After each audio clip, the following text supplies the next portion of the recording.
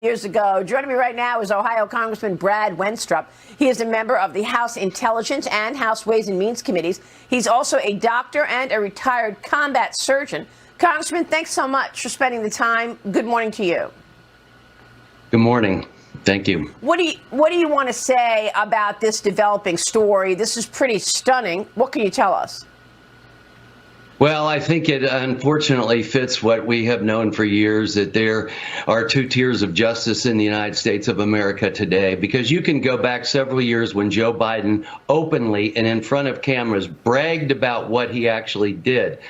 He withheld billions of dollars of taxpayer dollars in aid to Ukraine in order to get the prosecutor fired. He said it. You could probably run the clip in a minute.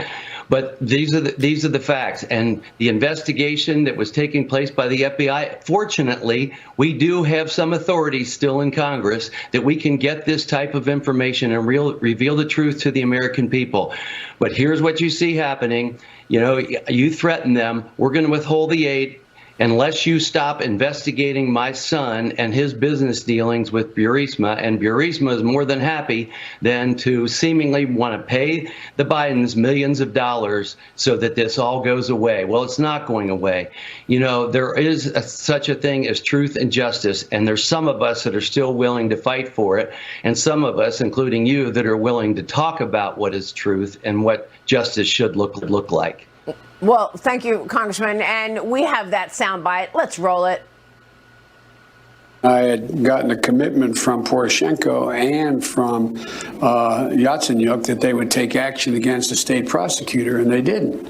So they said they were walking out to the press conference. I said, no, I said, I'm not going to, or we're not going to give you the $1 billion. They said, you have no authority. You're not the president. The president said. I said, call him. I said, I'm telling you, you're not getting the $1 billion. I said, you're not getting the $1 billion. I'm going to be leaving here. And I think it was, 6 hours? I looked, I said, I'm leaving in 6 hours. If the prosecutor's not fired, you're not getting the money. Oh, son of a got fired.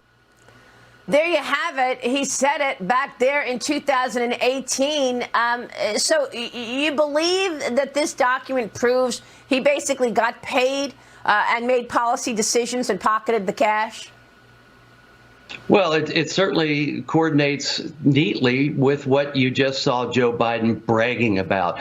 And that's the other thing, that you could have that much bravado to publicly come out and say that you did this.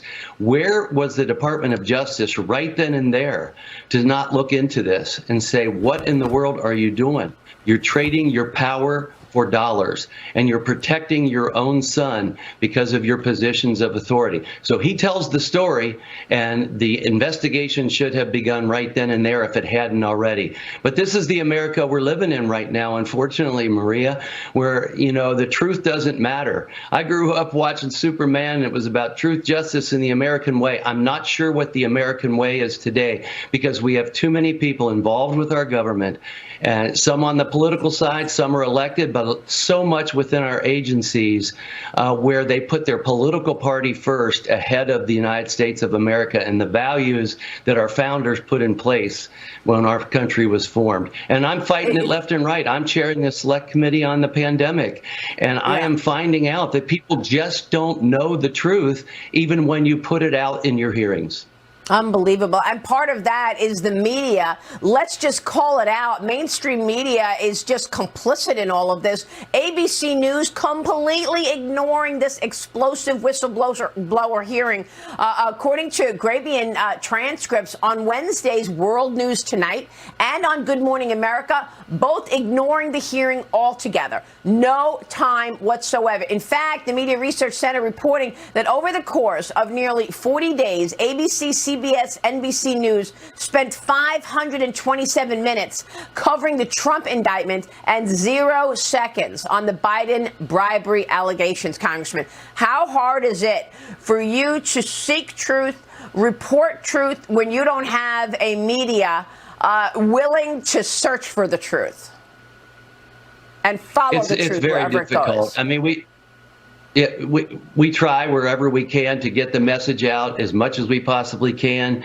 And sometimes you're just put down for doing it. But we're making the effort each and every day. But it is extremely difficult when you have another section of the media, a large swath of the media, that doesn't want to pay any attention to this because it doesn't fit their narrative. And it's actually just heartbreaking to see that this is taking place in America. We used to count on the media to let the people know that their government, by the way, it is their government, is doing things that they should never be approving of. And yet they just are willing to ignore it, move on, nothing to see here. Yeah. And I don't get why the media wants to do that. Yeah. I don't understand it either. It's a mystery. Congressman, real quick before you go, because you are chairing the subcommittee on the pandemic, what is the most important things that you want to make sure the American people understand? This week, we see that the Biden administration is finally going to be banning new funding to the Wuhan lab. What else do we need to understand about that pandemic? What we need to understand is what the government was doing during this pandemic, which was not telling the American people the truth. And we now see that. And we have the scientists who came out, for example, and said the origins of COVID came from nature. Yet in their private conversations, they were saying, no, this really looks like it came from the lab. But let's just put that aside. Why are we putting it aside? For international harmony. Oh, can you imagine? And these are quotes now. Can you imagine the S show that'll occur if someone credible says this came from the lab, and what that would do for China, and what a setback this would be for our science? And one even so much as said that, I don't like when science becomes political, but we have to. Yeah, and the American people don't know that. They don't know it, and neither do a lot of educated people.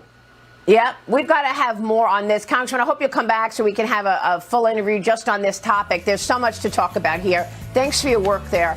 Brad Wenstrup, good to see you, sir. Thank you. We appreciate it. Congressman, we'll be right back.